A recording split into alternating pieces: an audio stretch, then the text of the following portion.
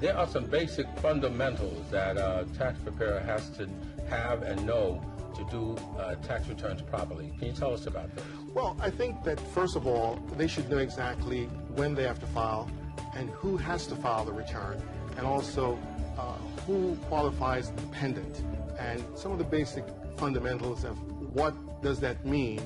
And so we know that April 15th is a very popular date, but there are individuals that sometimes don't make that date, and they need to know that they can get an extension.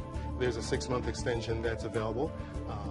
But the point I would make there is to be careful, because if you do have a tax liability, the clock still runs and you have to continue to pay that penalty.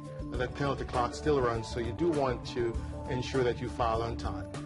Who should file? Well, you should file your return if any taxes were withheld from your salary. So you have to file in order to get a refund. But generally speaking, you don't really have to file unless you generate a certain level of income.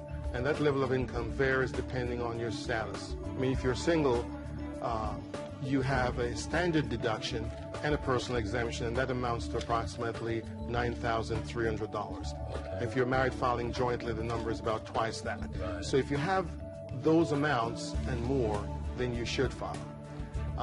You can claim your family as a dependent if you provide more than half their support. Most likely your children. Even if you're adopted children, that's still your child, you can claim that individual as a dependent as well. Maybe we could make it easy for folks. Yeah. What is a dependent?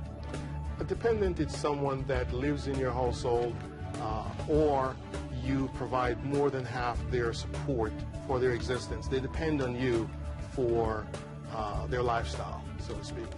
And that's really the fundamental basis of that person being a dependent. Right. Well, a question that's sort of off a little bit, but a lot of people always ask that question, you know, well, I'm taking care of my sister's son, yes, and I am providing for their needs, and she is not working and not using that dependent. What does the law say about that?